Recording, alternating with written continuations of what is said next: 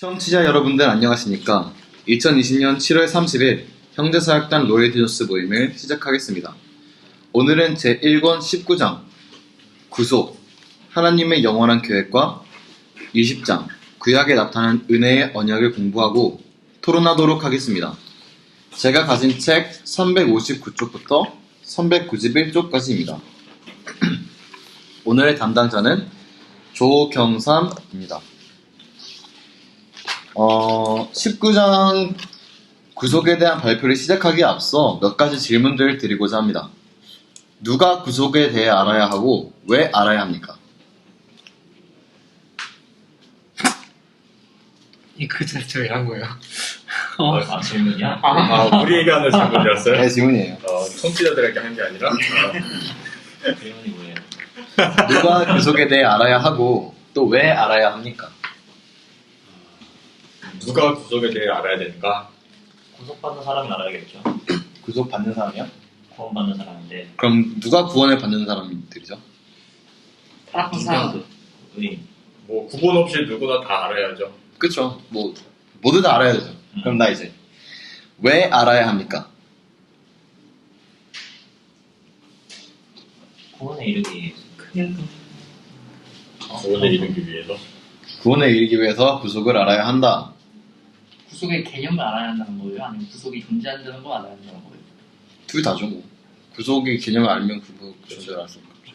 네, 보고 읽어도 돼. 읽으시면 됩니다. 읽으신 대로 말해주세요.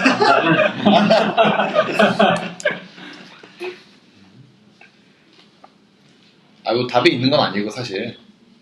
어느 정도만 기다린다고 적혀있는데 어느 정도 기다린 것 같아요. 네, 알겠습니다. 일단 답변 어느 정도 기다렸으니까. 사실, 뭐 다 맞아요. 다 어느 정도의 이유가 될 수도 있고, 어느 정도의 답변이 될 수가 있습니다. 하지만, 일단은 저는 하나의 그 이유를 제시하고자 하면, 이제, 저희는 이 세상에 대한 하나님의 완벽한 계획을 믿습니다. 믿죠? 네. 네. 하느님의 계획 안에는 구원받을 사람이 정해져 있다는 예정론 또한 믿습니다. 하지만 구속을 깨닫는 데 필요한 지식이 없으면 결코 구속에 대해 올바르게 깨달을 수 없습니다. 하나님께서 특별히 누군가에게 성령을 보내셔서 보여주신다면 모르겠지만 그런 특수한 상황은 일단 제외하도록 합시다. 따라서 저희는 구속에 대한 지식을 세상 모든 사람에게 전해야 하는 의무가 있습니다. 비록 정말 모든 사람에게 전하지는 못할지언정 최대한 전해야 합니다. 그럼 저희 그리스도인들은 구속에 대한 사실을 완벽하게 꿰뚫고 있어야 합니다. 구속이란 것은 그리스도인들이 중심이 되어 세상 모든 사람이 알아야 하는 지식입니다. 모든 사람들이 구속에 대해 알아야 합니다. 자, 그럼 이제 왜 알아야 합니까? 앞에서 언급했듯이 전해야 하기 때문입니다. 하지만 이것은 그냥 제가 생각할 수 있는 하나의 이유에 불과합니다. 구속은 성경의 중심 주제며 저희의 마지막 소망이기도 합니다. 그럼 이 구속이라는 것을 어떻게 알 수 있습니까? 가장 근본적으로 성경입니다. 성경은 기독교의 전부입니다. 성경을 통해서 저희는 인간에게 충분한 사실들을 모두 알 수 있습니다. 그럼 저희가 전해야 하며 기독교의 전부인 성경의 중심 주제가 되는 구속이라는 것은 도대체 무엇인가? 그 감사하고도 장엄한 교리의 개관을 지금 시작합니다.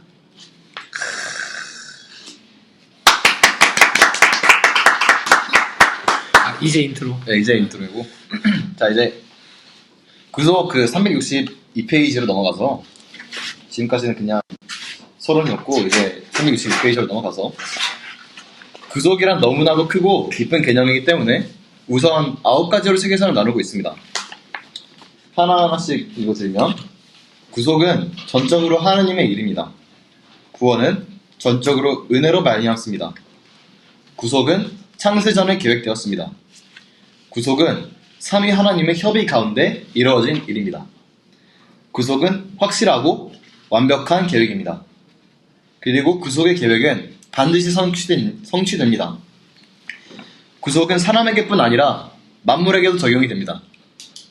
구속의 계획의 중심은 예수 그리스도이십니다. 그리고 마지막으로 구속의 계획은 언약을 통해 인류에게 계시되었습니다. 이 구속 교리란 너무나도 깊고 또 어렵기 때문에 크고 깊고 어렵기 때문에 일단 정말 개관을 하고자 합니다. 그래서 이 책에서는 다음과 같이 주제를 나눴습니다. 그럼 첫 번째, 구속은 전적으로 하나님의 일입니다.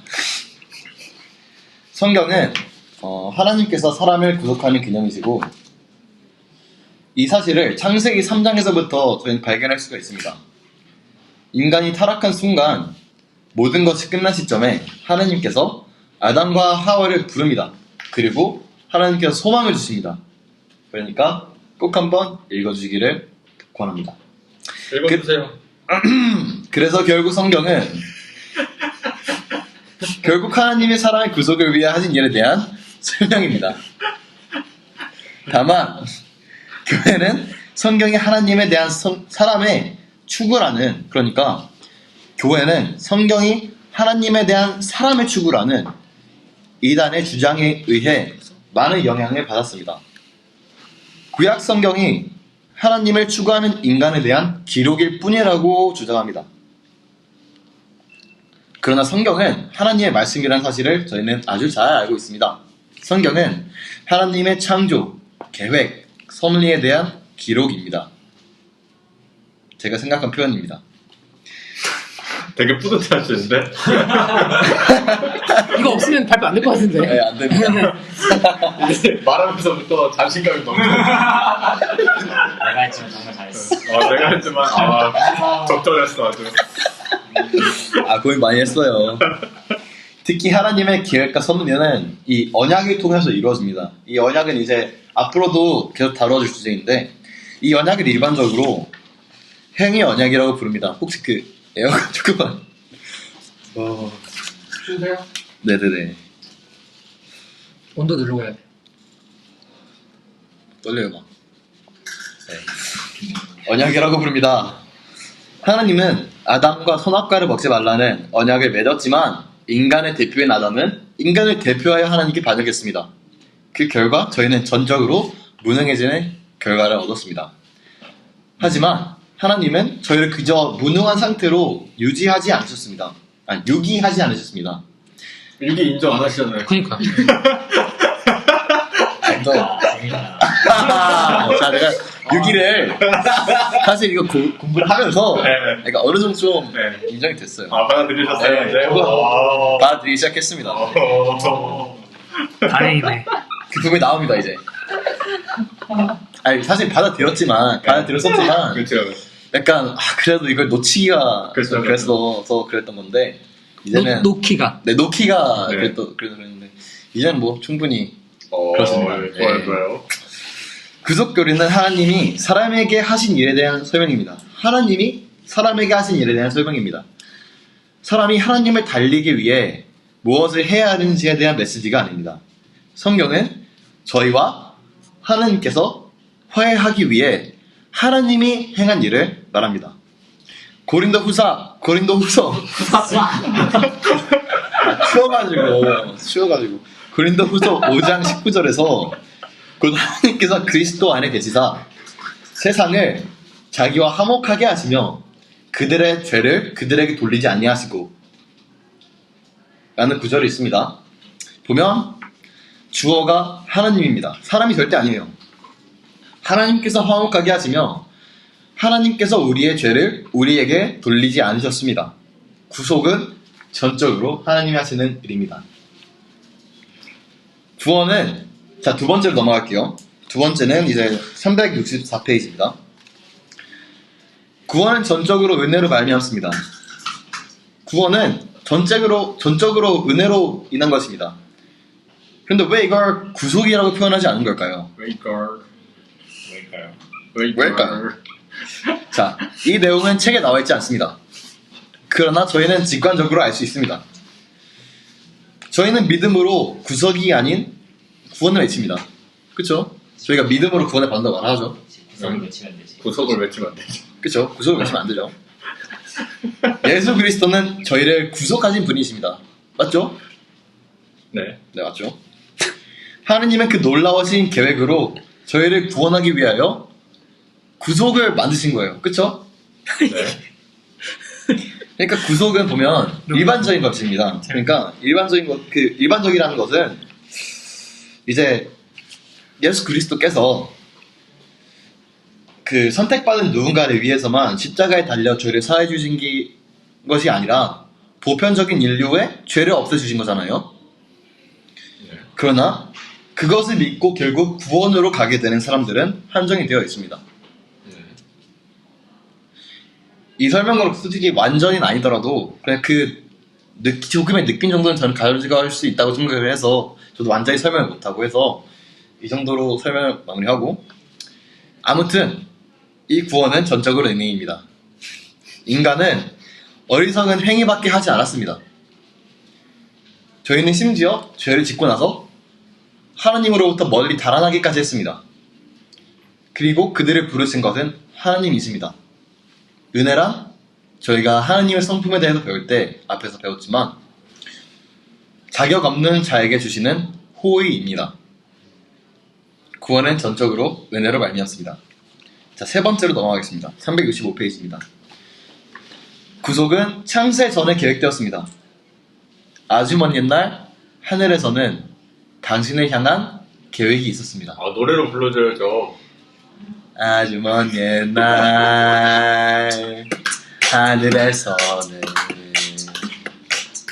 당신을 향한 계획이 있었습니다. 3점 드릴게요. 3점. 만점 만점이야. 우선 만점에 긍정 긍정. 알겠습니다. 자, 하나님의 계획은 완전 무변합니다. 구속도 마찬가지로 이 세상이 창조되기 이전에 구속에 관한 모든 것이 이미 계획되어 있었습니다.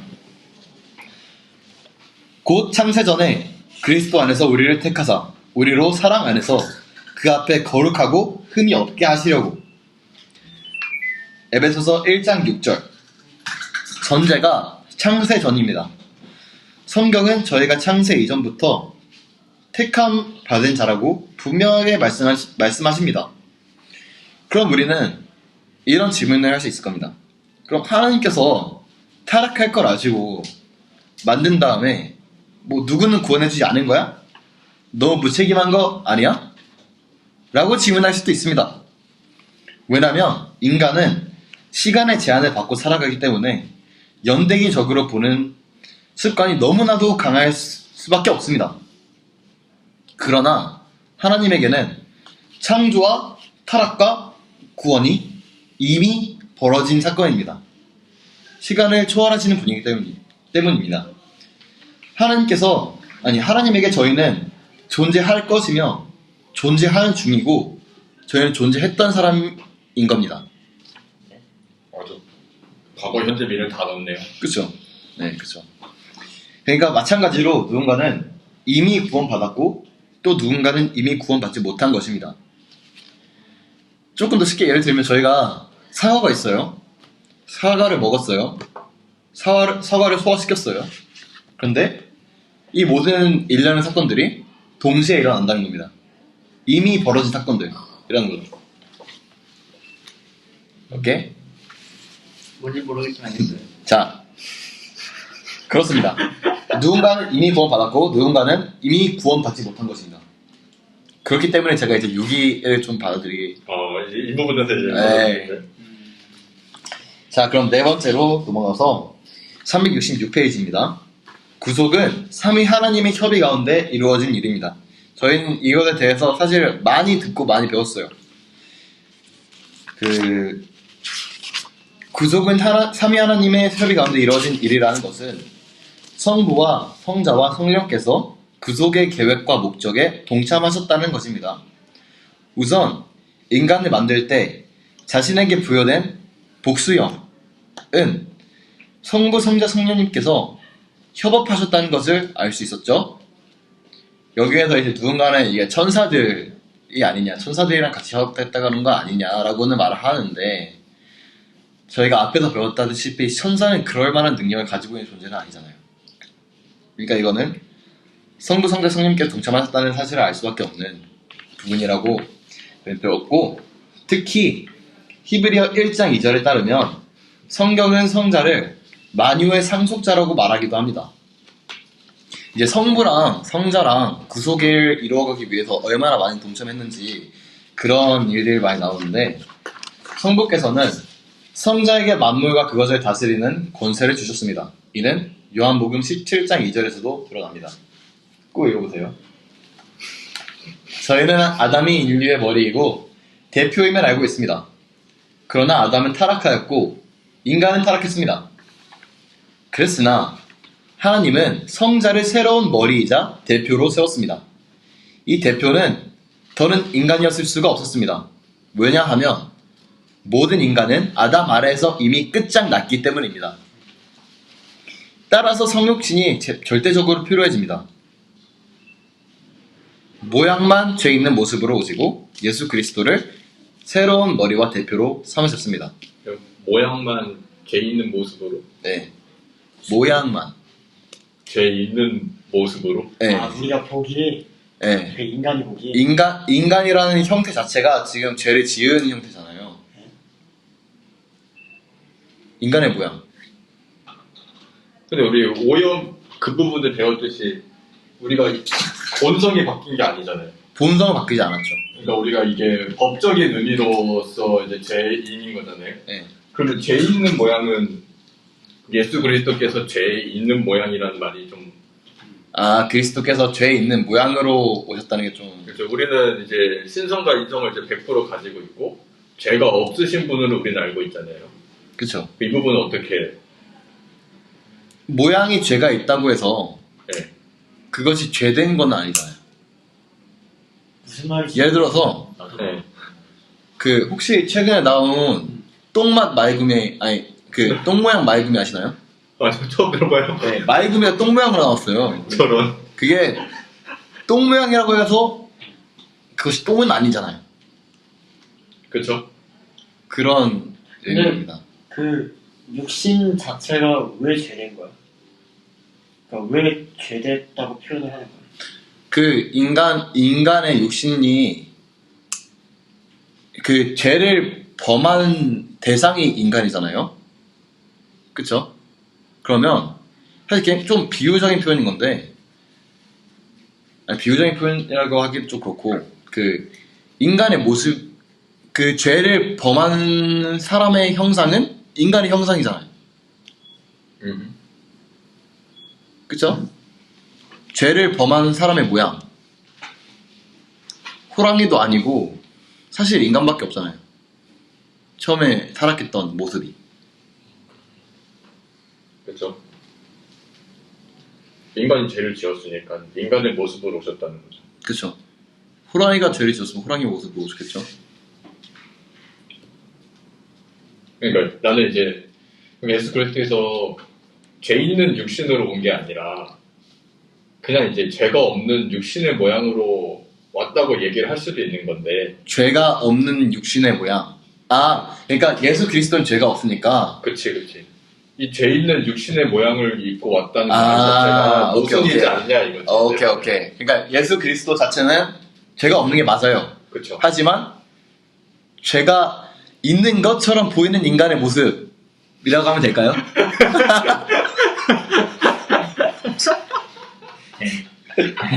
네, 인간의 탈을 쓰고 오신 거죠. 아, 죄 있는 인간은 탈을 쓰고 왔다. 네, 근데 예수님은 죄가 없어요. 죄가 없죠.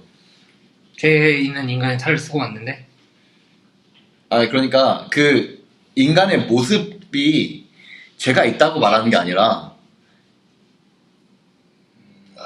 그렇게 이게- 얘기가 그렇게 들려요. 사실 여기에서 그렇게 나와 있어요. 뭐라고 나와있죠? 여기에서도 성육신이 절대적으로 필요하다는데 여기서 그런 말 없네. 아니 근데 제가 성육신에 대해서 좀 알아봤을 때 네. 죄 있는 모습으로 왔다는 게 그 제가 말했잖아요. 똥 모양이라고 해서 그게 똥은 아니란 것 같이. 아니 근데 그 네. 선악과를 떠났기 전 모습으로 왔을 수도 있는 거잖아. 예수님이시니까. 그 완전한 형태로 우리가 구원받으면 그 예수님 다시 오실 때 그 형태로 가는 거잖아. 근데 이거랑 다르게 계속 지금 뭐 똥말 마이부미를 계속 비유하시는데 예. 그거랑 다르게 그냥 인류의 대표자가 아담이셨고 이제 그 두 번째 대표자가 예수님이시잖아요. 그러니까 그런 느낌으로 성령씨는 받아들이면 되는 거 아니에요? 계속 똥말 마이부미가 아니라 아니, 지금 그 인간의 그러니까 형태의 때문에. 죄라고 지금. 근데 그래서 대표자여서 이제 아담이 첫 번째 대표자였잖아요. 그렇죠.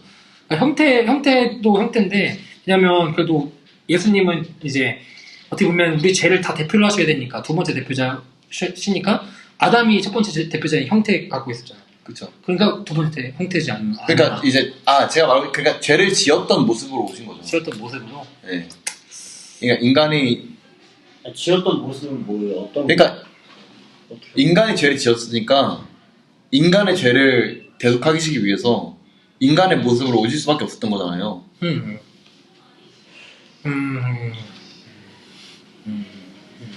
그 말은 다 이해되시죠? 아니 이해는 가는데 네.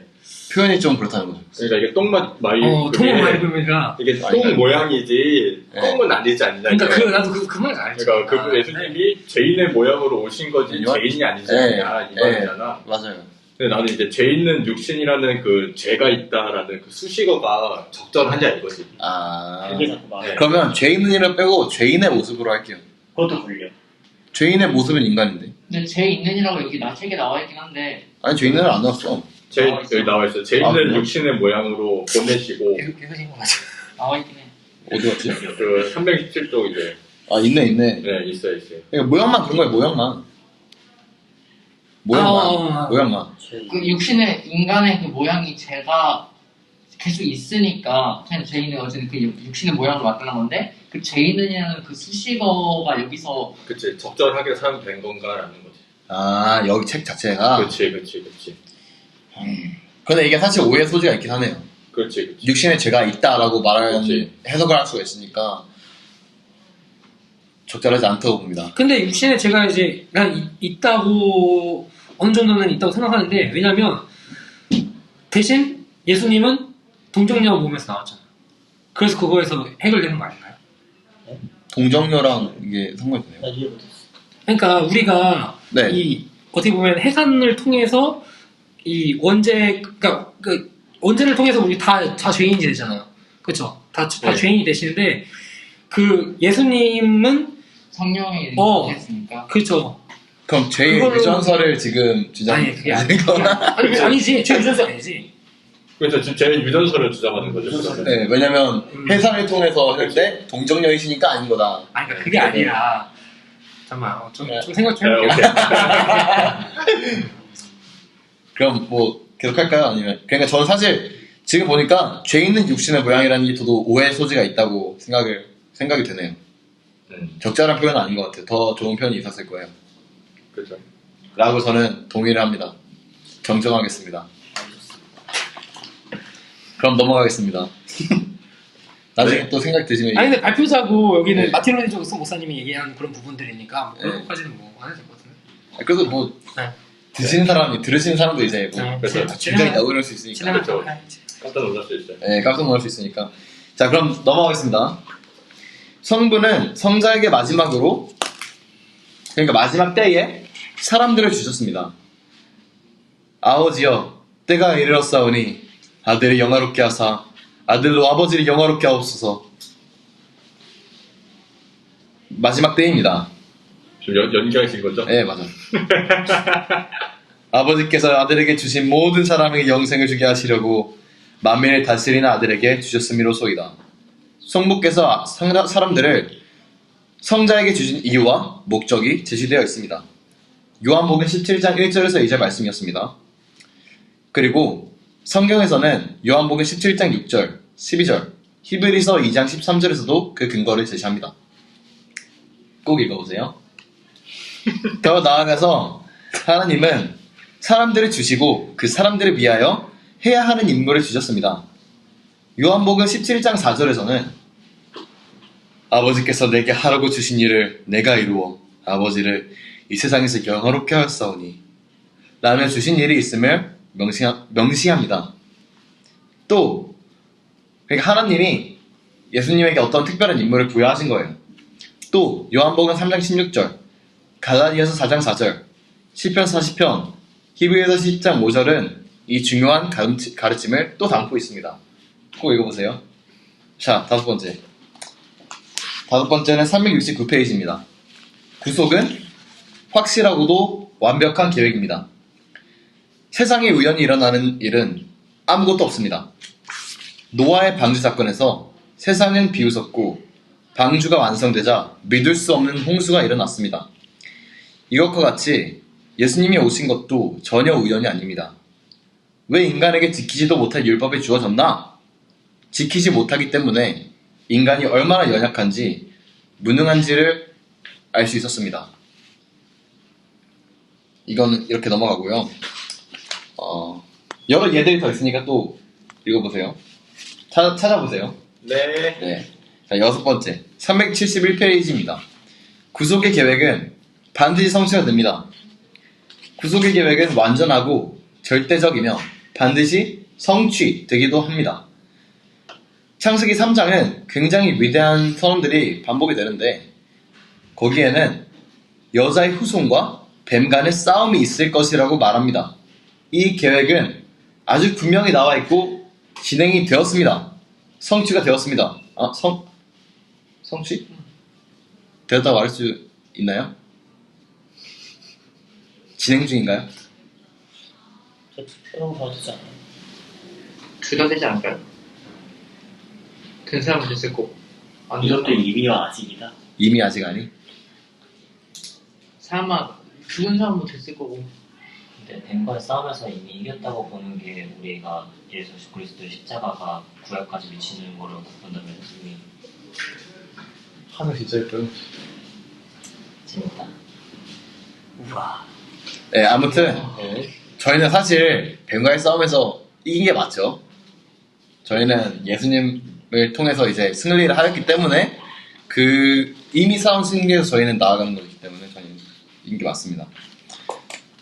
그리고 저희는 계획 중 가장 세세한 부분까지도 막을 수가 없습니다. 이 구속 계획은 사람에게뿐 아니라 만물에게 적용됩니다. 일곱 번째입니다. 같은 371페이지고요. 구속 계획은 만물을 포함합니다.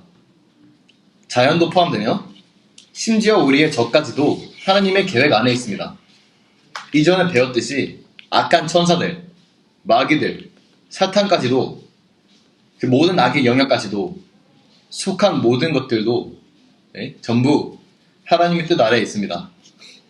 약간 조사가 이상하긴 했는데 다음으로 넘어갑니다. 여기 이제 중간쯤에서 질문이 있는데 네, 그럼 구속의 계획이란 게 정확히 뭐예요? 하나님께서 이제 그 구속의 계획이라는 건 성경에서 처음부터 끝까지 하나님께서 구속을 이루기 위해 준비하신 그런 일련의 사건들이라고 말하면 충분할까요? 그럼 정확하게 예를 들어서 뭐 언약으로 인한 그런 사건들, 구속 계획, 아니면 이제 구약에서는 언약이죠, 거의. 구약에서는 거의 언약이고, 신약으로 들어가서 이제 예수님을 통해서 이루어지는 일련의 사건들, 그리고 현재 와서는 이제 뭐 성령님의 그런 인도하심, 혹시 그런 것 전부 다 구속. 구속의 계획하고 하나님이 작정하심하고 다른가요?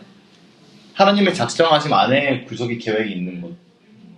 그러면 어떻게 다른 건지 작정은 뭐고 구속의 계획은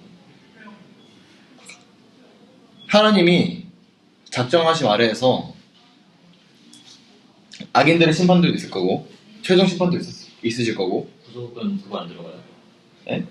구속도 사탄 망하고는 거 다 들어가고 그렇다는데 구속의 계획을 이루기 위해서 그 사탄을 사용하시는 건 맞지만 아니 여기 사탄 실험력을 멸망할 것이면 이것도 구속의 계획이라고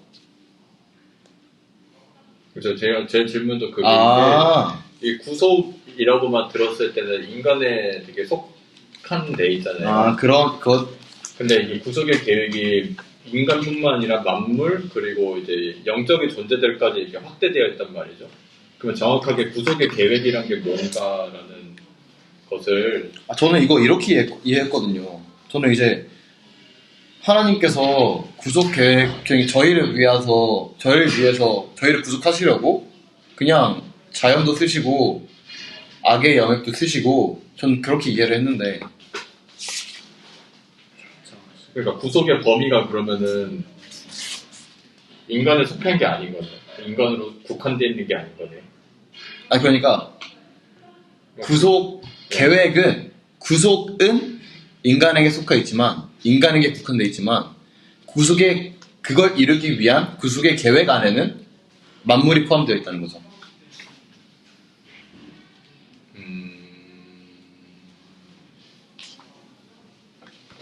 근데 지금 보니까 뭐 사탄을 여기에서 말하는 건 저는 그냥 그거 같아요. 구속의 계획으로 인한 결과. 뭐 사탄이 멸망할 것이나 그런 거는 구속 사역이라고 보기는 어려울 것 같고 구속 사역이 진행되고 나서 성취되고 나서의 결과는 결국에 이렇게 된다.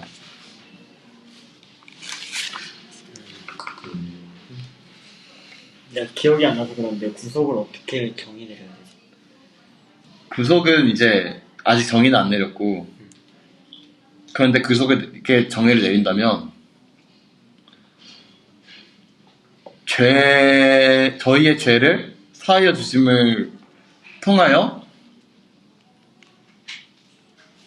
구원이라고 나와 있어서 사실 저도 이 정의가 마음에 안 드는데 인터넷에 찾아봤을 때는 구속에 대해서 어떻게 정의를 내리실 거예요? 토론 때 나누면 좋을 것 같아요. 그럴까요? 네. 할 얘기가 많지. 네, 막 이렇게 토론 때 할 얘기 많아. 지금 8시 벌써. 그럼 끝나고 이거 아, 그때? 아니 아, 발표 끝나서 발표, 네, 그때 당연하죠. 발표 끝나야죠. 그러면 일단 넘어갈까요? 네. 네, 알겠습니다. 킵. 자, 8번으로 넘어가서 구속 계획의 중심은 예수 그리스도이십니다. 구속은 성경의 주제이지만 구속 사역은 언제나 예수 그리스도를 중심으로 하고 있습니다. 에베소서 1장 10절에서는 하늘에 있는 것이나 땅에 있는 것이 다 그리스도 안에서 통일되게 라고 합니다. 그리스도를 중심으로 통일되었습니다. 그러나 어떤 사람들은 예수 그리스도와 관계가 없이도 어떤 형태의 구원이 가능하다고 가르치는 사람들이 있다고 합니다. 그들의 주장은 은혜의 세대가 끝나고 새로운 율법의 세대가 올 것이며 그때는 구원의 근거가 율법이 될 것이라고 합니다. 성경이라는 것 자체가 구약과 신약으로 나타나고 이 두 부분의 관심사는 모두 예수 그리스도인데 도대체 이 사람들은 어떻게 예수 그리스도 없이 무엇인가 가능하다라고 주장하는 걸까요? 이거는 완전 비성경적인 주장입니다. 구약과 신약을 통틀어 예수 그리스도를 나타내고 있다고 했습니다. 9번째, 구속의 계획은 언약을 통해 인류에게 계시되었습니다. 이 구속 계획은 언약을 통해 계시가 됩니다. 하나님께서 앞으로 하실 일을 말씀하시고 보증하심으로 저희는 분명하고 확실한 소망을 가질 수 있습니다. 까지가 19장의 내용입니다. 자, 일단 사실 여기에서 거의 연결되는 내용이기 때문에 20장까지 할게요. 그러니까 마지막에 이제 구속 계획은 언약을 통해서라고 했잖아요.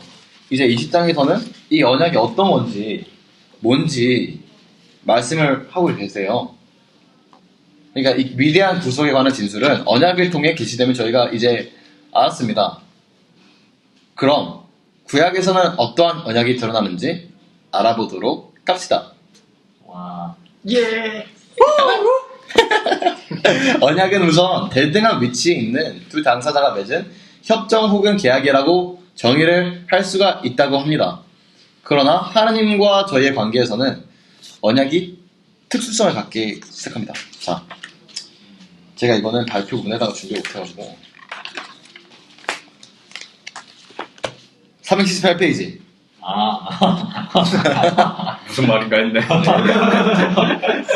378페이지. 일단 하나님과 사람은 동등한 관계는 일단 아닌 거는 저희가 직관적으로 알 수가 있어요. 동등해지려고 하면 이제 그때부터 저희는 사탄. 네. 그런데 네, 아무튼 악이라는 거죠. 네, 악이라는 거죠. 그래서 일단 흠정력 성경을 그 로이드 존스 목사님께서는 예로 들으시는데 흠정력 성경에서는 이 차이를 나타내기 위해 언약이라는 말 대신 유언, 테스트멘트 이라는 말로 번역했습니다.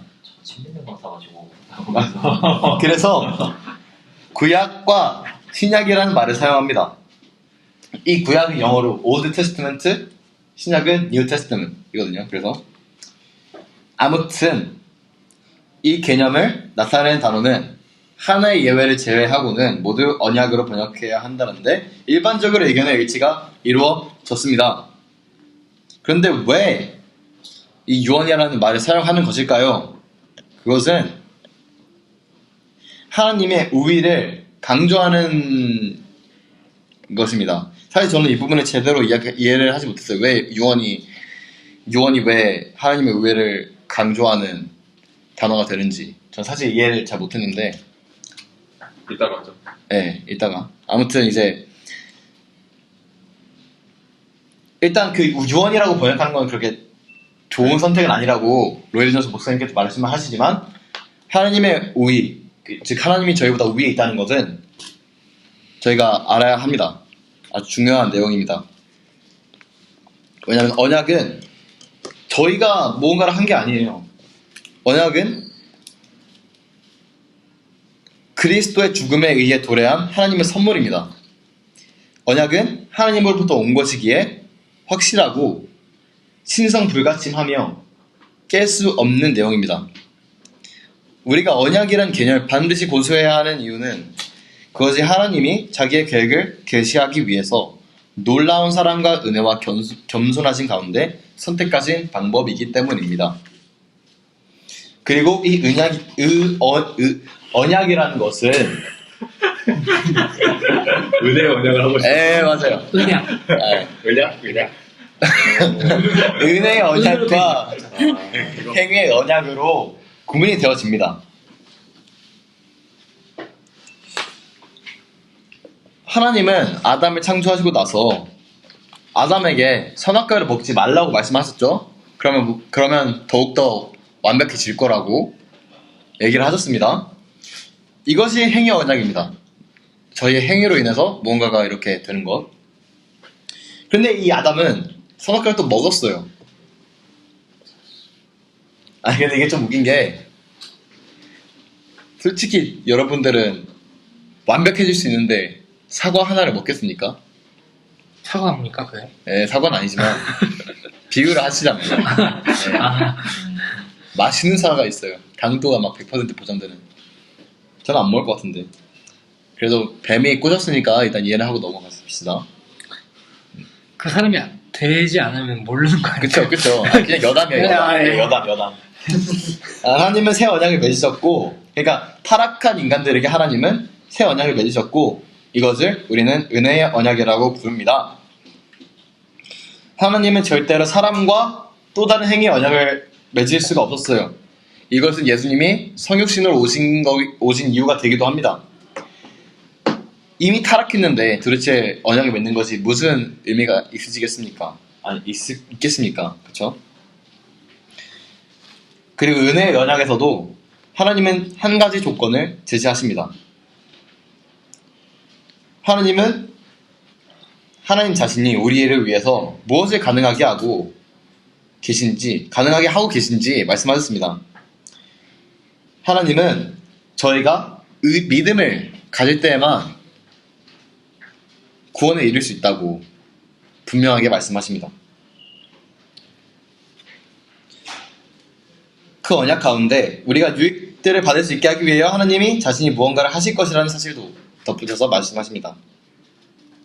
이 언약을 은혜의 언약이라고 부르는 이유가 바로 이것입니다. 저희가 이제 로마서 형제사역단에서 이제 화요사경에 들어오시면 배우겠지만 은혜의 법, 그렇죠. 그 안으로 들어와야 되잖아요. 믿음의 법. 네, 믿음의 네, 믿음의 법으로 인한 구원. 다 같은 그런 거예요. 다 아시겠지만. 이제 아니야. 은혜의 언약이라는 이 내용이 사실 이 성경 구절이 굉장히 많이 나와 있는데 이 부분들을 읽어보시면 되게 좋으실 것 같은 게 예레미야 31장 33절 그리고 32장 38절에서 40절 에스겔 34장 23절에서 25절 36장 25절에서 28절 37장 26절 27절에도 있습니다. 고린도후서 6장 16절 17절 18절과 히브리서 8장 10절에도 이 약속이 있으며 놀랍게도 요한계시록 21장 3절에는 하나님의 장막이 사람들과 함께 있음에 하나님이 그들과 함께 계시리니 라는 말씀이 기록되어 있습니다. 하나님이 언제나 저희와 함께 하시는 게 얼마나 감사한 일인지요. 뭐야 누구 말이야 이거? 제 말입니다. 아니 계속 하나씩 이렇게 뭔가 던지는데 너무 웃겨. 책이 없는 내용들. 개그 요소들이 나오네. 네. 그리고 하나님이 이제 의롭게 되는 길도 약속을 하셨습니다. 저희가 의롭게 됨을 받지 않는다면 사실 저는 이걸 칭의라고 이해를 했어요. 칭의를 받지 않는다면 저희의 죄가 용서받고 사라지지 않는다면 저희가 양자됨을 입어 하나님의 자녀가 되지 않는다면 하나님이 저희의 하나님이 되실 수는 없는 거죠. 그렇죠. 그렇죠? 네. 이제 기도를 할 때 이제 하나님 뭐 이렇게 할 수 없는 거죠. 하나님이 아니니까 저희 하나님이 아니니까 그렇죠. 부를 수 있는 부를 수 있는 권리가 없는 거죠. 아빠가 아닌 거예요. 네. 우리 하나님. 네, 우리 하나님이라 부를 수 없는 거죠. 갑자기 하나 의문이 생겼어. 네. 그거 일단 킵. 그거 이따가. 네, 아, 맞아. 저거나. 코로나 마지막에 항상. 아, 네. 끝나면 네. 생각 오늘은 다 못할 거야. 그리고 이 하나님이 나의 하나님이 되신다는 약속은 영생의 약속과 성령을 보내주심 그리고 나의 성화와 궁극적인 영화에서 구속이 완전히 적용되고 성취되리라는 것을 포함하는 것입니다. 지금까지 은혜의 언약과 그 의미에 대한 총괄적인 정의였습니다. 은혜의 언약이란 삼위 하나님과 하나님의 백성 사이에 이루어진 협정으로 하나님이 우리와 사귐을 약속하셔서 자신의 영원하신 뜻과 구속의 작정을 수행하시는 것이라고 말할 수 있습니다. 미사역은 일단 빼고 시간이 좀 지체가 돼서 네. 구약에 게시된 은혜의 언약을 넘어가면 은혜의 언약의 종류에는 그 아담의 언약 그리고 노아의 언약 그리고 아브라함과 언약 그리고 모세 언약 이것들이 이제 거의 끝까지 성경 전체를 이끌어가는 주요 언약인데 사실 여러분 다들 아시겠지만 아담과의 언약은 이제 원복음이라고 부르기도 해요. 창세기 3장 15절에 이것이 나오는데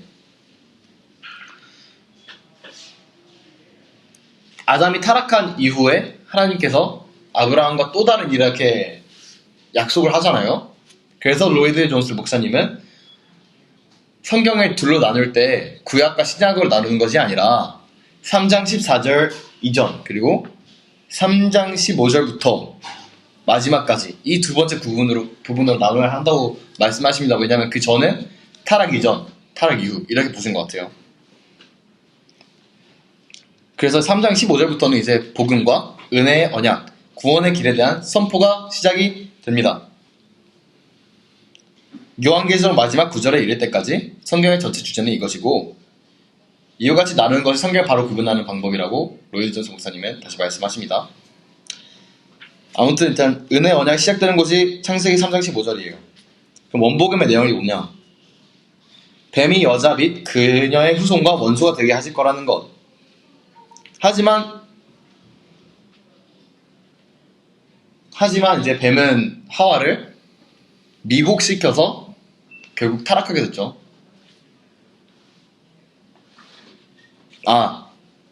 이거 이렇게 말하면 안 되네. 그렇죠. 예. 그렇게 말하면 안 되고 네. 미국 그들은 원래 이렇게 그러니까 하와가 타락을 하고 그 다음에 뱀이랑 원수지간이 될 거라고 말씀하신 거죠. 그렇죠. 아 이거 제가 시간이 없어서 가지고 준비가 미흡한 점 정말 양해 부탁드립니다. 아 예. 예. 파이팅. 거의 다 왔어. 거의 다 왔어. 거의 왔어요. 봐. 아무튼 그 원복이라는 것 자체가 그냥 이제 여러분 다 아시겠지만 아담이 타락하고 그걸로 인해서 하나님께서 저에게 약속하신 것들 그것이 원복음입니다. 네 이렇게까지밖에 말을 못하겠네요. 그 다음에 이제 노아의 언약 창세기 9장에 기록되어 있습니다. 홍수가 끝난 후에 이 언약이 주어졌다고 하는데 이제 로엘 존스 목사님은 무엇보다도 이 노아와 맺은 언약이 새로운 은혜의 언약이 아니라 기존에 있던 은혜의 언약에서의 확장이라고 저는 이해를 했어요. 조금 더 구체적으로 들어가고 확장을 시킨 거죠. 예. 그러니까 단지 여기서 말하듯이 단지 몇 가지 보충적인 약속과 명령을 제시했습니다. 이런 언약은 저희 영적 구원을 보장하는 특별 은혜와 구별을 하여 일반 은혜라 부르기도 합니다. 네. 네. 세 번째로 아브라함과의 맺은 언약이 있습니다. 이거는 굉장히 중요한데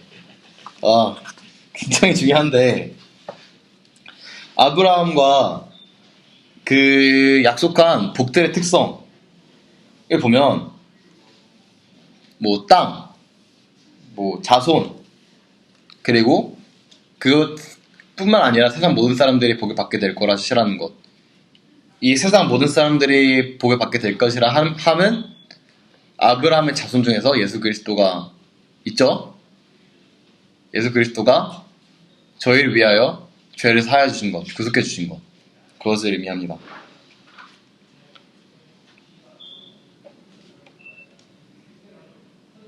이거 그냥 간단하게 넘어가도 되겠죠? 아 예. 그 진행자 마음대로 하셔야 됩니다. 다음 모세 언약으로 넘어가면 이 신해산 언약이 나옵니다. 이 언약부터 이제 사실 뭐 유대인이라고 사실 부를 수가 있겠죠. 그들을 그때 이스라엘 백성들이 신해산 언약을 받았어요. 그들만. 그러니까 자기들이 이제 율법 받은 백성, 자부심 뿜뿜. 그쵸. 맞는 말이죠. 이 신해산 율법에서 언약에서 가장 중요한 것은 율법이 수요가 되었다. 하지만 그들은 이제 이거를 행위 언약이다 라고 착각하는 끔찍한 실수가 생깁니다. 율법으로 저희는 절대로 구원을 받을 수 없습니다. 율법은 오히려 인간에게 죄를 깨닫게 하는 수단입니다. 이 율법 안에는 도덕법과 민법, 의식법이 있는데 디필레죠. 네? 아니요.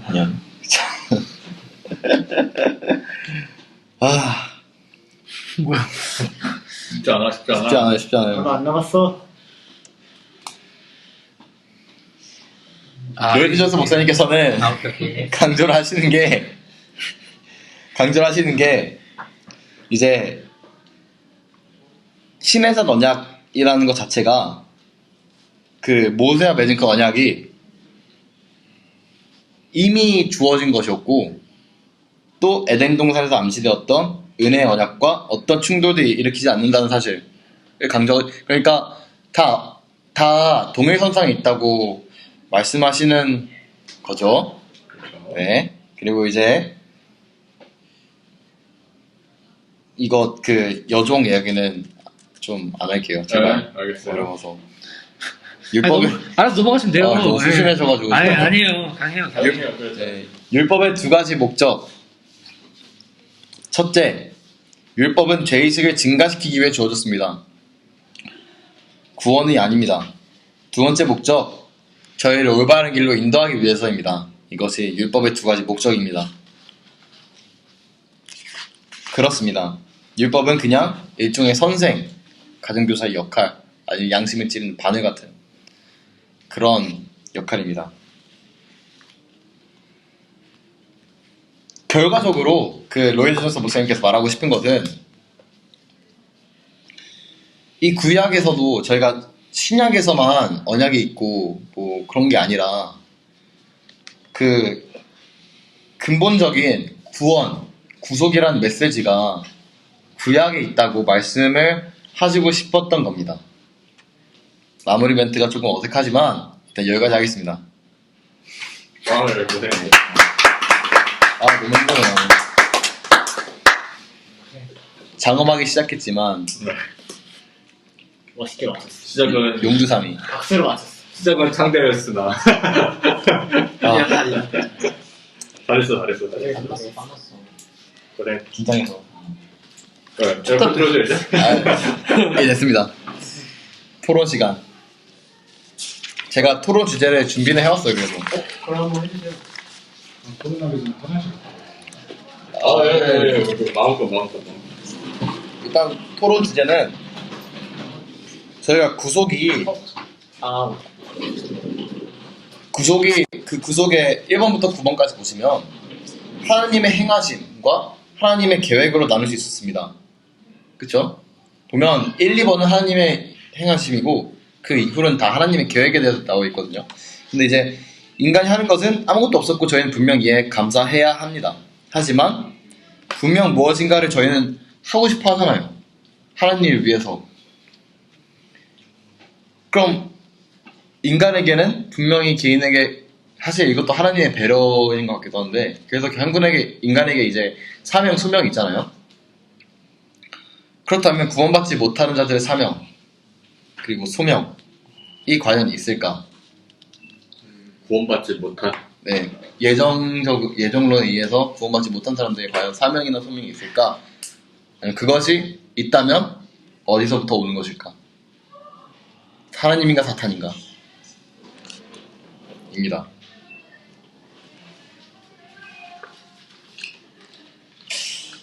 근데 그 구원받은 사람은 그 하나님의 것을 성취할 수 없는 거지 아예. 에? 그러니까 구원받은 사람은 아예 하나님의 것들을 성취할 수 없는 거지. 구원받은 사람들이. 아 구원받지 않은. 네, 맞아요. 하나님 성취를 못하니까. 그게 전제이구나. 그렇죠. 그 우선은 소명은 어떻게 보면 하나님 이제 구원받은 사람들의 그 하나님 자녀들의 어떻게 보면 특권이고 불림 받은 거니까 콜링이니까 그 사람들만 이제 할 수 있는 것 같고 그래서 내가 봤을 때 그 저기 하나님 안 믿는 친구들 그런 친구들은 콜링이라기보다는 자기 어떻게 보면 뭐 욕심이 예를 들어서 뭐 내가 의사인데 나는 좀 많이 살리고 이렇게 하고 싶다 이렇게 뭐 어떻게 보면 좀 더 그 목표나 어떻게 보면 아니면 다른 욕심 그런 것도 될 수 있고 직업적인 사명이 될 수가 있지. 그러니까 어떤 직업을 했을 때 내가 뭐 이렇게 뭐 어떤 걸 늘리겠다, 뭐 수출 뭐 이런 걸 늘리겠다, 돈을 늘리겠다, 아니면은 뭐 의사로서 많이 살리겠다 이런 사명은 있을 수 있지만 우리가 얘기하는 그런 하나님 자녀로서의 콜링 받은 그런 것들은 그들에게는 없지 않을까 싶은데요. 그럼 사명이랑 소명이 그냥 구분이 된 거네요. 그렇죠.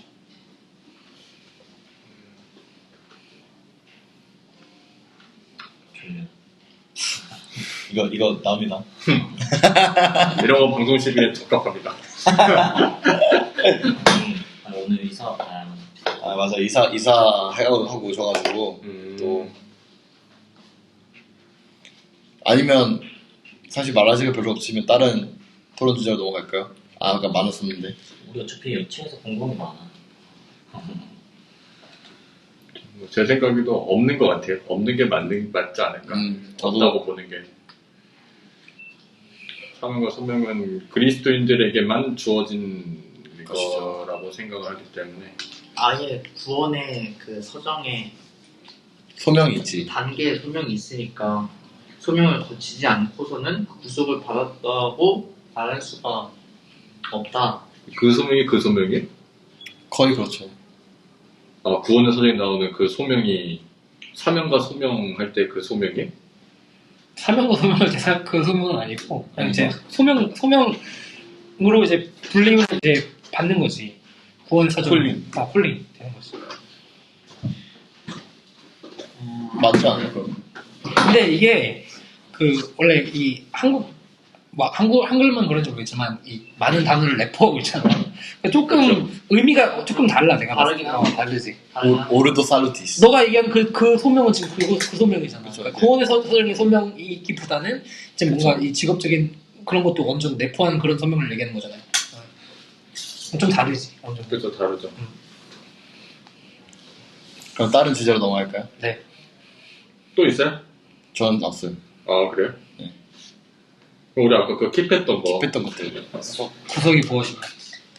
구속을 어떻게 정의할 수 있는가? 그러니까 구원의 서정, 우리가 말했던 그 서정 있잖아요. 그 서정을 구속의 계획이라고 볼 거예요? 아니면 그걸 구속이라고 볼 거예요?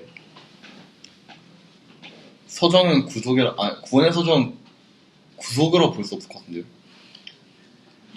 이 어떤 단어를 할 때 구원 서정이라고 했잖아. 그럼 구원의 서정이 뭐야? 왜냐면 구속이라고 보기 힘들다고 생각하는 이유가 그거는 이미 구속이 완료된 시점이어서 그 구속은 그냥 예수님이 십자가에 돌아가시고 부활하신 그 사건까지가 구속?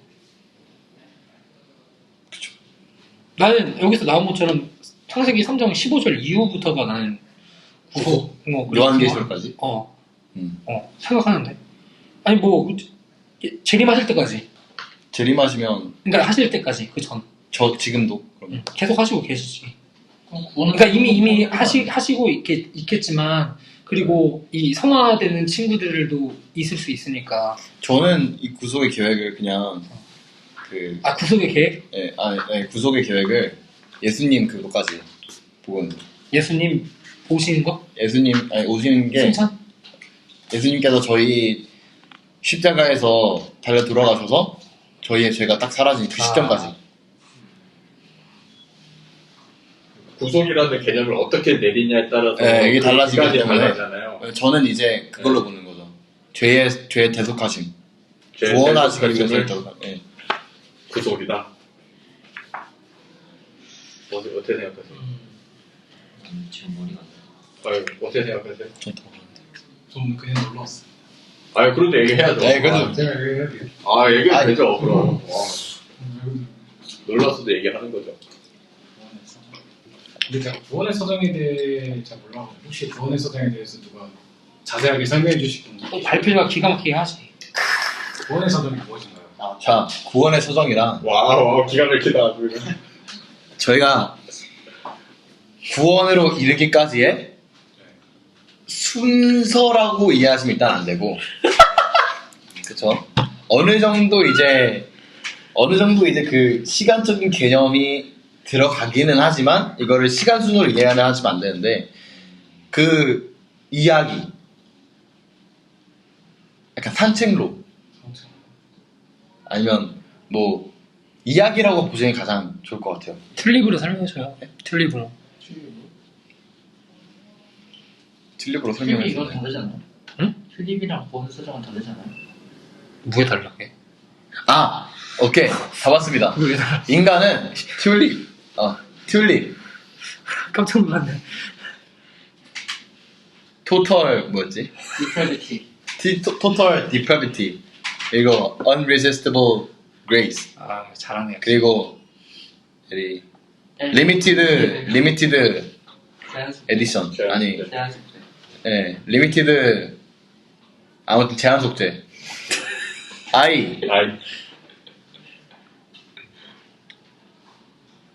이게 irresistible grace인데. 잘 아시는 분이 한번 설명해 주시면 안 돼요? 아이가 불가항력적이거든요. 이 I가 irresistible grace고 U가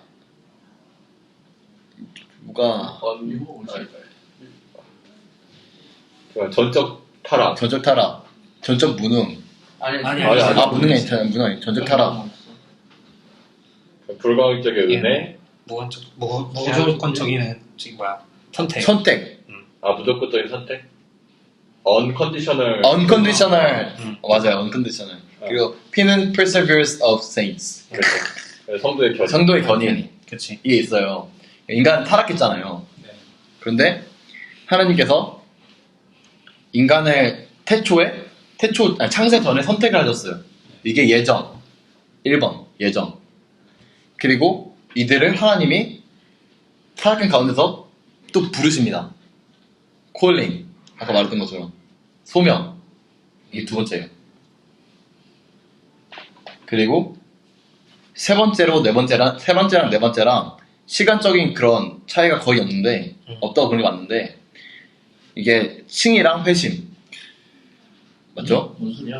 아 칭이야. 칭이하고 어? 아 중생회심. 오케이. 중생회심. 그치. 이 중생이라 하면 이제 거듭나는 거예요. 거듭나는 거. 그렇지. 거듭남. 죄인이지만 이제 새로운 사람이 되는 거예요. 이제 그때부터는 좀 더 하나님을 원하고 하나님을 바라고 좀 그렇게 됩니다. 그게 틀릴 신앙이에요? 아니. 튤립은 그냥 설명하는 데 좀 더 도움이 되는 거고 이건 좀 설명에 도움이 되는 것 뿐이에요. 나중에 견인도 있고 그 unreasonable 그러니까 그 소명 자체가 소명을 부르셨잖아요. 예정하고 그게 이제 무조건적인 선택. 그러니까 아까 얘기한 이거- 칼빈 5대 그거고 이거는 지금 이제 구원의 여정인데 칼빈 5대가 이제 어떻게 보면 중요한 그런 설명의 포인트가 되기 때문에. 포인트니까. 그리고 이거 그냥 틀리 빼고 설명하기 너무 어려워. 알아세요. 중생은 거듭나는 거, 그리고 회심은 이제 돌이키는 거. 근데 이 두 가지는 이제 별로 차이가 없어요. 그 다음에 칭이지. 칭의는 이제 많이 들으셨으니까 그 법적으로 의롭다고 칭함받는 것. 저희는 실제로 의롭지 않아도 하나님께서 칭해 주시는 것. 칭의. 성화. 아니 지금 양자. 양자는 이제 하나님의 아들들. 저희는 법적. 배운 거예요 이거는? 아니요, 이건 신학. 학교 교. 네, 이제 양자는 시작하면 다 배워. 양자는 저기서는. 하나님의 아들이 되는 관계가 되는 거예요.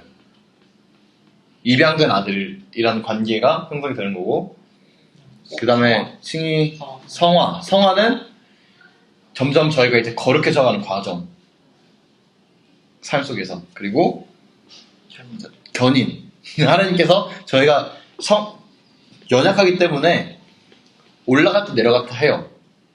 거룩해졌다가 또 죄졌다가 거룩해졌다가 또 죄졌다고 이렇게 해요. 하지만 하나님께서 우리를 그냥 내려가 두게 끝까지 내려가게 내버려 두지 않으시고 저희를 이끄신다. 견인. 이게 견인이고 마지막으로 영화. 그건 이제 그냥 완전한 구원.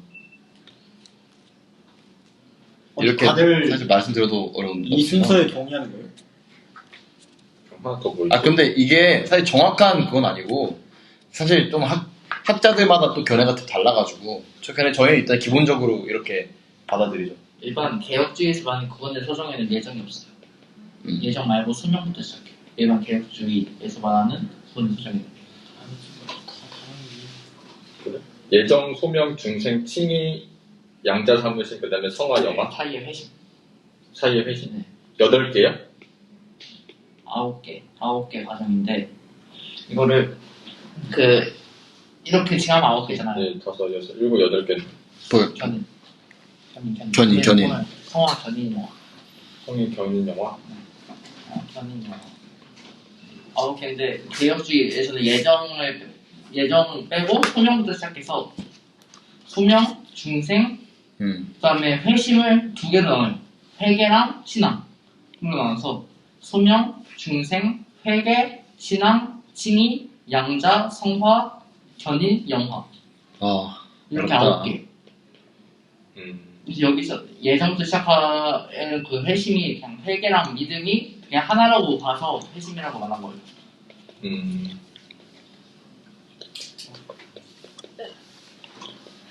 해보니까 이게 정답은 아니지만 이렇게 이해를 많이 하죠.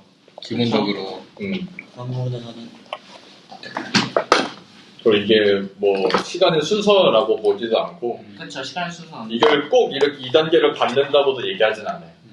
다만 우리가 이해하기 쉽게끔 이렇게 표현을 한 거예요. 일반적인 케이스로. 이제 이 과정을 이제 설명할 때 이제 이 튤립 이 5대 교리가 이제 포함이 되면서 이제 설명을 보태는 거죠. 그렇게. 그래서 토론으로 다시 돌아가면 이제 주제가 그 구원의 이야기를 구속의 계획에 포함시킬 것인가 뭐 이런 건데.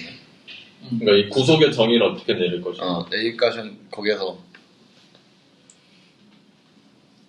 구속의 정의를 어떻게 내릴 거죠? 구속과 구원의 차이는 뭐라고 생각하세요?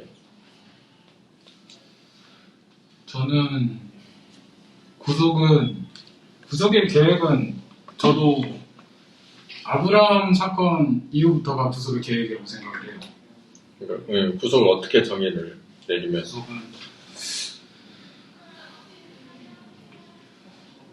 구원하셔서 우리를 사셨다? 우리를 샀다?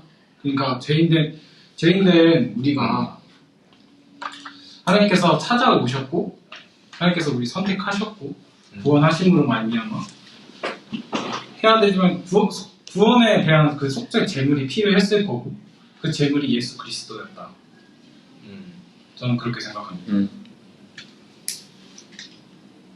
그러면은 왜 아브라함 때부터라고 생각을 하는 거예요? 사실 하나님께서 그렇게 예수님이 만약에 그것이 핵심이라면은 원복음 때부터 시작해도 되는 거잖아요. 그때부터 이미 여자의 후손 얘기가 나오잖아요. 3장 15절. 그렇다면 왜 아브라함 때부터 원복음 하실 거예요? 바꾸실 건가요? 흥정을 하세요. 딜. 한 4장으로 합시다. 4장으로 할까요? 그래요? 왜 아담 때부터 안 했나? 인류의 대표였던 아담이 하나님의 말씀에 불순종을 한 거잖아요. 그래서 그 언약들이 이미 깨졌고 그 가운데에서 하나님께서 아브라함을 부르셔가지고 아브라함과 창세기 15장 이후로 언약을 맺으시고 의롭다 하심 칭하심을 받고 17장 이후로 언약을 맺으시고 그 이후로부터 계속 하나님의 그 구속 뭐라고 해야 될까요? 하나님께서 계속해서 구원의 백성들을 찾아주시고 선택하시고 구원하시는 건 무정하신 사건들이 계속해서 계속해서 구약 성경에 계속해서 나와 있는데 이제 신약 이후로 예수 그리스도가 인류의 대표로서 인류의 두 번째 대표로서 저도 정리가 안 되긴 하지만 그래서 말하면서 정리하는 거죠. 무슨 말이든 이해도 됐어요. 왜 어떻게 생각하세요? 저는 떨리네요. 이거. 저는 구속은 네. 창조 때부터 시작되었다라고 생각해요. 창조 계획. 창조. 구속 계획은 그죠. 저는 창조 때부터 창조 이전이에요. 그 계획도 계획인데 구속 자체가 창조 때부터 시작되었다라고 생각해요. 창조 이전 아닌가요? 그걸 꼭 재야 된다면 창조를 한 순간부터 이전도 봐야 되나? 그러니까 구속이라는 계획의 시작점이 구속 자체가 창조랑 같이 시작됐다. 하나님의 창조를 하심으로써 시작되었다. 하나님이 형만의 그런 거죠. 작정하신 좋은 거예요. 이것도 예종형만의 단 한 번도 그거라서. 고민해보지 않는 그냥 지금 방금 즉흥으로 생각하는 고민이에요. 그러면 그렇게 봤을 때 구속이라는 게 뭐예요? 그러면 구속 하나님이 뭔가 저 그냥 짧은 생각으로 그냥 이렇게 자신이 할 수 있는 걸 내려놓고 그걸 따라간 거, 그 선물. 구속이? 이게 구속이라는 말 자체 너무 어렵게 생각하고 다가서 네. 그냥 죄에서 건지심 아니에요? 죄에서 건져주심. 일단 구속을 3장으로 가야 되는 게 당연한 것 같은데 이게 3장에서 일단 아담이 완전한 상태, 인류의 완전한 상태로 태어났는데 근데 그때는 죄가 없었어. 죄가 없었는데 이 죄가 없는 상태로 쭉 가다가 타락했어. 타락했다가 하나님께서 원시복음으로 이제 네가 지금은 이런 상태지만 뱀과 원수가 되게 하고 여자의 후손이 너의 머리를 박살낼 것이다. 그때부터 죄 건져주심을 이미 약속을 하신 거니까 그때가 구속의 시작이라고 보는 게 아마 맞지 않을까. 동의합니다. 그리고 이 책에도 그렇게 나와 있어. 동의합니다. 그러다 성경은 사람을 구속하시는 하나님의 활동에 대한 기록입니다. 이 사실은 창세기 3장에서부터 발견할 수 있습니다. 동의합니다. 아 그래. 아 죄송합니다.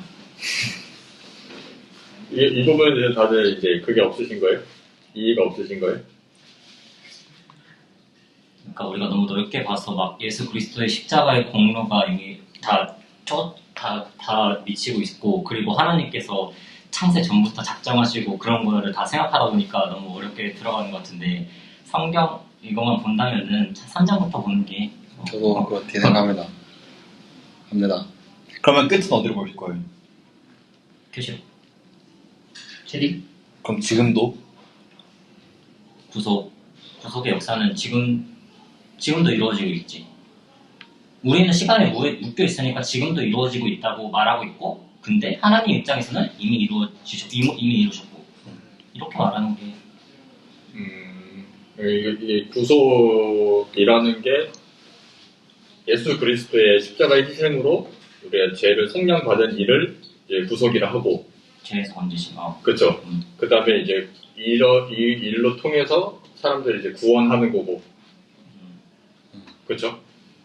그럼 구속의 계획이 그리고 예수님의 십자가의 사건을 위한 그 계획들을 다 말하는 거고. 그렇죠. 오케이.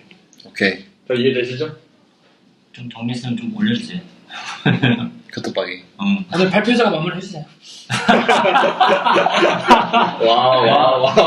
그러면 이제 다윗 차례 때 경사에 가면 되는 거네.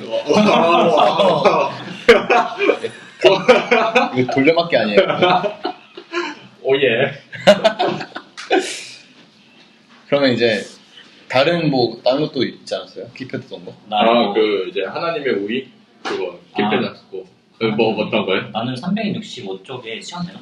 네, 시간 네. 되는 그 여기 두 번째 우리의 잘못에도 불구하고 우리와 세상을 보살피시며 약속을 주신 하나님의 은혜 비교할 수 있는 뭐 아무것도 없습니다 이렇게 말을 하잖아요. 근데 우리에게 하나님 쭉 말하다가 맨 마지막에 우리는 그 권리를 빼앗겼습니다라고 말을 하는데 이 권리가 원래는 있었어요. 아담이 타락하기 전에 있던 거 아니에요? 어디 365쪽에 작은 글씨 밑에. 하나님이 우리 그러니까 이제 저희가 타락 이전에는 사실 하나님이랑 대화할 수 있는 권리가 있었잖아요. 뭐 하나님에 이렇게 바랄 권리도 있고, 왜냐면 저희는 잘못한 게 없는데.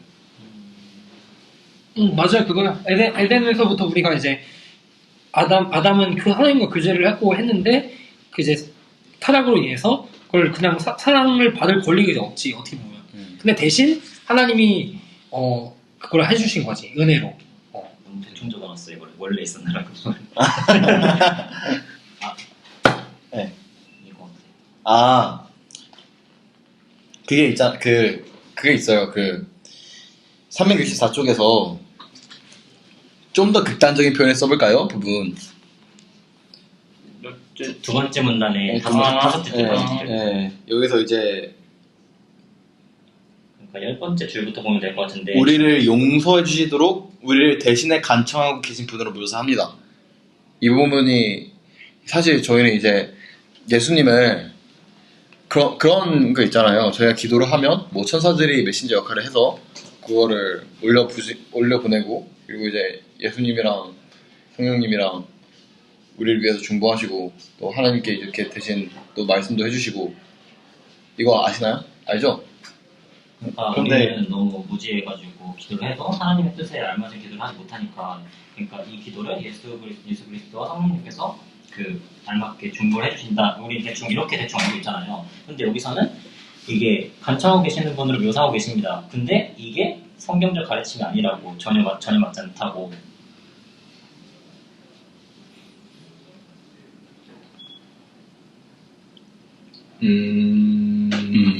그러니까 그 여기 앞 문단에서도 볼 수 있듯이 역시 결국 이 구속의 교리는 사람이 무엇을 할 수 있는가에 대한 문제를 다루는 게 아니라고 이제 얘기를 하잖아요. 그러니까 인간의 무언가로 예수님께서 우리 이 사람을 꼭 살려야 돼요, 이렇게 용서해 주셔야 돼요, 이렇게 말하는 게 아니다라는 걸 얘기를 하는 것 같아요. 그러니까 우리가 구원을 받은 거는 전적으로 예수 그리스도의 공로로 힘입어 구원을 받는 거잖아요. 우리가 행함으로 절대 구원을 받을 수 없는 존재잖아요. 근데 여기서 이제 몇몇 사람들은 이 구속의 교리를 얘기할 때 그 사람이 무엇인가를 해야지만 그러니까 구원을 받을 수 있다라고 얘기를 한다는 거예요. 그래서 이걸 좀 더 극단적으로 표현하면은 성경에는 우리를 이제 위해서 하나님을 달랠 필요가 있다거나 그럴 일을 하셨다는 기록이 전혀 없다라는 거죠. 그치. 예, 그러니까 이게 그 민문단의 이제 연장선인 거죠. 좀 더 격하게 얘기를 하시는 것 같긴 한데, 그리고 이게 중보자의 역할이시긴 하지만 이 사람의 무언가를 행위나 이런 걸 보고 중보자를 쓰시는 건 아니잖아요. 그래서 그 얘기를 하는 거죠. 그러니까 중보자이시기는 하는데, 그렇죠. 근데 이거는 앞에 문장이랑 좀 연결되어서 봤습니다. 그렇죠. 선원이가 뭐 착한 일해서 얘는 받으셔야 될 이런 중보자가 아니라 내가 피값으로 산 애입니다. 이런 중보자 역할인 거죠. 오케이. 그 다음에 하나님의 우위 이 부분은 언약 신학을 좀 저희가 공부를 했었거든요. 그 수업 시간 때 그 마이크 오튼의 언약 신학을 배웠었는데, 언약 신학의 이제 기초를 보면은 이 고대 언약을 보면은 대부분 다 그 상위 왕국이 있고 큰 나라가 있고 거기에 이제 종속된 작은 나라와 주로 맺는 게 많았대요, 고대 언약에. 그렇게 해서 봤을 때 거기고 이제 큰 나라가 이 작은 나라와의 언약을 맺는 거잖아요. 그래서 이런 관점으로 봤을 때도 하나님의 우위를 나타나기 위해서 그 테스트먼트를 썼다라고 이제 볼 수도 있는 거고. 그리고 근데 이 부분에서 재밌는 거는 고대 언약서, 이런 언약서를 봤을 때는 다 이런 관계를 통해서 이 작은 나라가 다른 나라로부터 위협을 받을 때 큰 나라가 도와주고, 그 대신 이 작은 나라는 계속 뭐 곡물이나 이런 뇌물들을 바치고, 이런 언약 조건들이 있는데, 이런 관계가 있는데, 하나님이 인간과 맺으신 언약은 이런 관계가 없다라는 거예요. 조금 오역이 있네요, 그러면.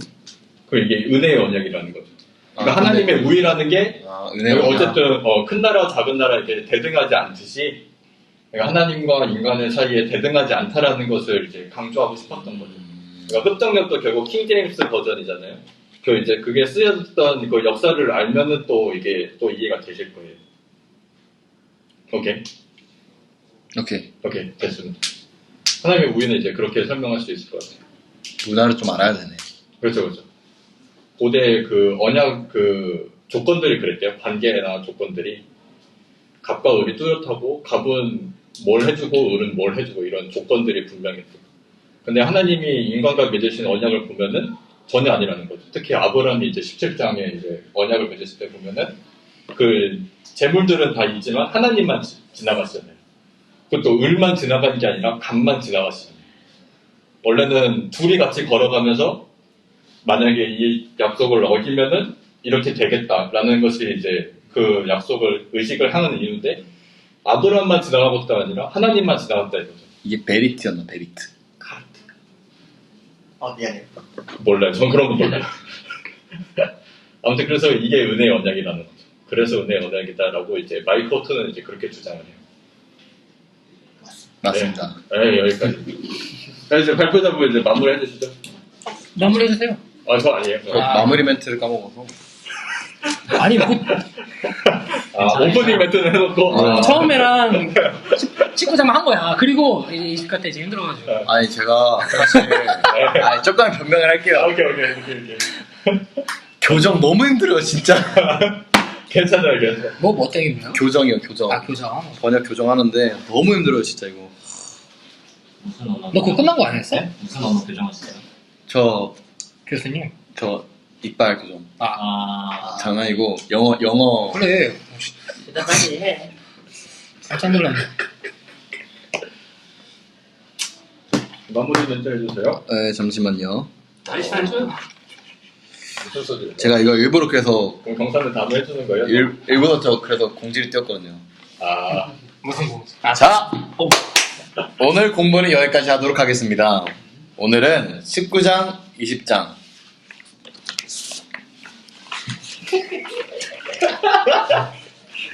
귀여워. 구속, 하나님의 영원한 계획과 구약에 나타난 은혜의 언약을 공부하고 토론해봤습니다. 오늘 저희가 토론한 주제는 구속의 정의와 구원이 뭐가 다른지, 그리고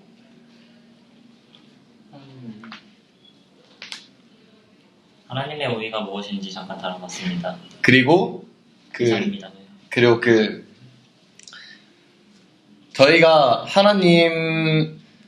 하나님과의 관계에서 왜 예수님을 저희를 달래주시는 게 왜 비성경적인지에 대해서 다뤄보았습니다. 긴 시간 청취해주신 여러분들께 진심으로 감사드립니다. 다음 시간에 다시 뵙도록 하겠습니다. 감사합니다.